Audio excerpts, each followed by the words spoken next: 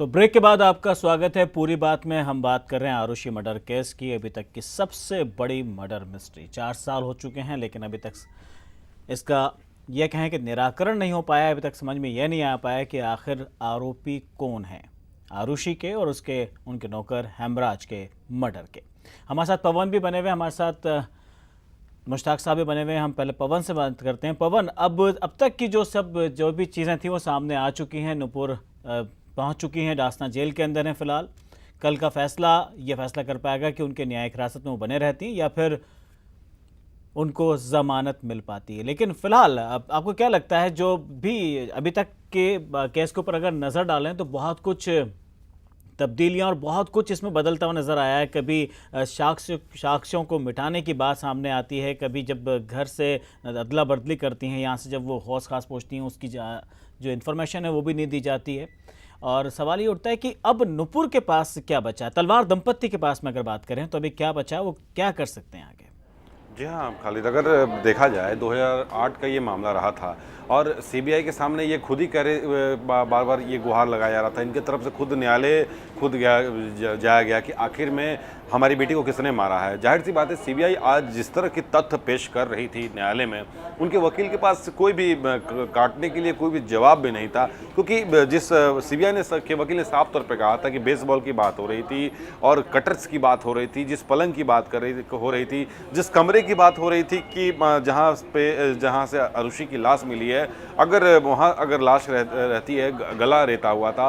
और इतनी बारीकी से गला रेतने की बात कही जा रही थी कि वो कोई प्रोफेशनल आदमी ही इस तरह का काम कर सकता है। माफ़ कीजिएगा, अगर देखा गया है, जैसा ये बताया गया था कि इसकी हत्या की गई थी, लेकिन यहाँ ये तथ्य आ रहा है कि प्रोफेशनल आदमी कि मतलब पहले से जानता था कि कितना काटने पर आदमी मर जाएगा, कितने काटने पर कितना खून बाहर आएगा। ये भी बात कही गई थी। जाहिर सी बात है, अगर खून निकला है तो चादर पे खून तो जरूर आएगी, फर्श पे आएगी। अगर नौकर की हत्या हो रही है और उसे नेपाली मूल का वो नौकर रहा है, उसे टंकी में डाला जाता है, तो पूरी एक योजना इसमें बनाई गई थी, जैसा वकील बता रहे थे जज के सामने। और एक साजिश भी थी कि कैसे कैसे क्या करने पर कैसे कैसे बचा जा सकता है। और हर केंद्र बिंदु पर इस तरह से उन्होंने ये काम किया कि खुद सीबीआई की आंखों में भी उन्होंने धूल झोंक दिया।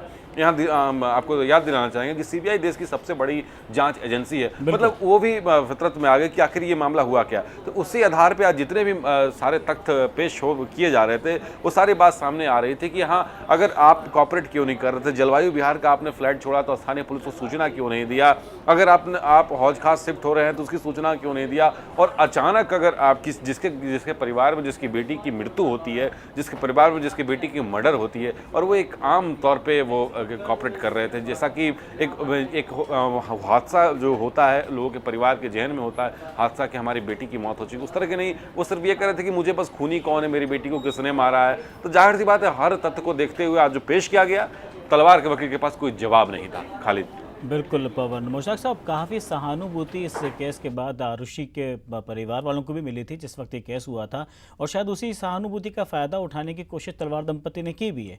लेकिन उसके बावजूद भी जो नतीजन, समन को लौटाना, समन के खिलाफ सुप्रीम कोर्ट में जाना और उसके बाद सुप्रीम कोर्ट का आदेश करने आप सेशन कोर्ट में जाइए, और उसके बावजूद अब क्या बचता है नुपुर मतलब तलवार दंपति के पास अभी फ़िलहाल? अब केस जिस कंडीशन पहुँचा है, क्या कुछ हो सकता है? देखिए, इसमें जो प्राइमा फेसाई एविडेंस आ रहा है जी, उसकी बुनियाद पे इस केस का ट्रायल तो होना ही है। ट्रायल से नुपुर तलवार इसमें बच नहीं सकते हैं। इसलिए जो उनके लिए प्रॉपर जो लीगल रेमेडी है वो ये है कि बेल कराने की वो कोशिश करें, और बेल उनको मिल जाएगी। ये कब मिलेगी इसके बारे में तो कल मिलेगी बेल, या एक हफ्ता के बाद मिलेगी, यहाँ से मिलेगी, या हाई कोर्ट से मिलेगी, या सुप्रीम कोर्ट से मिलेगी, नुपुर तलवार को बेल मिल जाएगी। It is only a matter of time. अगर जेल में कुछ दिन रह लेना, वो भी खुद जो है बेल के लिए एक जो है ग्राउंड बन जाता है। लेकिन बात आती है ट्रायल की, इसलिए जो है दोनों को, कपुल को, नुपुर तलवार को और उनके हस्बैंड को इसकी तैयारी करनी चाहिए कि जो है वो ट्रायल फेस करें, और जो है जितनी जल्द से जल्द जो है ट्रायल उसका ख़त्म हो। यही उनके लिए जो है रास्ता है। इसके अलावा इधर भागना, ट्रायल को रोकवाना, उस केस को क्वैश करवाना, वो सब जो है लीगली इसमें फिजिबल नहीं है। तो the only remedy left for them is to face the trial. जी, नहीं ये तो बात हुई चलिए ज़मानत की, आज नहीं तो कल उनको ज़मानत मिल जाएगी, लेकिन जिस कंडीशन में ये केस जा पहुंच चुका है और काफ़ी सिंपैथी गेन करने की कोशिश भी की गई परिवार के द्वारा, लेकिन वो सिंपैथी मिल भी नहीं पा रही है। लेकिन सवाल ये उठता है कि अब ज़मानत तो ठीक है इनको मिल गई, आरोपी भी ये बने हुए हैं, लेकिन फैसला तो फिर अभी तक कोई फैसला तो हो नहीं पाया है कि वाकई यही इन्होंने ही अपराध किया हुआ है। और जो एविडेंस वहाँ के थे वो सारे ख़त्म हो चुके हैं, काफ़ी एविडेंस को मिटाने की भी कोशिश की है। ऐसे में जो कंडीशन पहुंचती है, ये जमानत पर तो कब तक रहेंगे? फैसला सवाल ये उठता है कि अब इनके पास क्या, अगर यहाँ से सेशन कोर्ट से इनका यहाँ से फैसला होता भी है तो क्या उसके आगे ये कहाँ जा सकते हैं? क्या हाई कोर्ट, उसके बाद क्या सुप्रीम कोर्ट? जाहिर है वो तो जो है बेल के लिए भी, और जो फाइनल भी जो है इनका इस केस में ट्रायल के बाद जो है फैसला आता है। अगर इनकी सज़ा, अगर यहाँ से जो है ये एक्विट हो जाते हैं तो बात ख़त्म हो जाती है, सीबीआई इनके खिलाफ ऊपर अपील में जा सकती है। लेकिन अगर इनको जो है ट्रायल कोर्ट से, सेशन कोर्ट से अगर इनको सज़ा होती है तो जाहिर है कि उसकी जो है वो अपील करेंगे हाई कोर्ट में।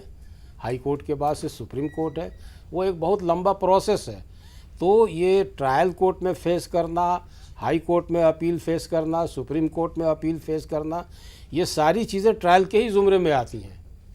इसीलिए मैंने ये बात कही है कि जैसे कि आगे भी ये बात आई है कि इसमें एविडेंस ऐसा आ रहा है, सरकमस्टांसेस इसमें सरकमस्टेंशियल एविडेंस भी है। आपने जो बात कही है कि एविडेंस इसमें मिटा दिया गया है, तो अगर ये मिल जाता है कि एविडेंस मिटा दिया गया है तो उसका भी एडवर्स इन्फ्लुएंस इन लोगों के ख़िलाफ़ जाएगा। सरकमस्टेंशियल एविडेंस है, ट्रायल में तो वो एविडेंस जो छुपाया गया है वो भी आ जाएगा और जो रेमनेंट एविडेंस है वो भी आ जाएंगे। तो अब ये ट्रायल के ऊपर है, let them face the trial. देखिए मैं एक बात आपको बताऊं जी कि इसी तरह की सूरत हाल पैदा हुई थी मिस्टर पीवी नरसिम्हा राव के सिलसिले में भी। जी, उनका भी जो है वो कौन पाठक वाला जो एक फ्रॉड केस था, बिल्कुल तो समन मिला था, उन्हें भी तो समन भेजा गया उनको था। जो है अदालत ने सिर्फ समन किया था कि आप अदालत में आइए। जी उसके खिलाफ उसको जो है साहब वो चैलेंज करने के लिए चले गए हाई कोर्ट में। जी। हाई कोर्ट से उनको कामयाबी नहीं मिली। उसके बाद से फिर जो है वो सुप्रीम कोर्ट में गए थे, बिल्कुल। सुप्रीम कोर्ट से भी उनको कामयाबी नहीं मिली।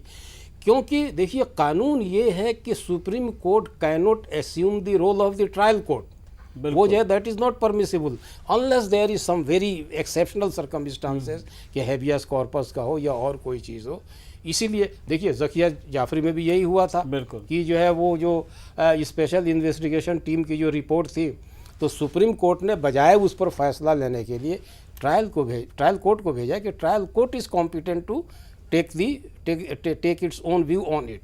तो लाइक वाइज इस केस में भी जो है सुप्रीम कोर्ट ने राइटली उसको ट्रायल कोर्ट में भेजा है और मैं समझता हूँ कि इनको बेल मिल जाएगी और इनको ट्रायल फेस करना चाहिए, ताकि जो है आवाम को भी मालूम हो, पब्लिक को भी मालूम हो कि सच्चाई क्या है, क्या इन माँ बाप का भी उसमें हाथ है या सिर्फ जो है नौकर का ही हाथ है या कृष्णा का भी हाथ है या ये है कि कुछ और भी है।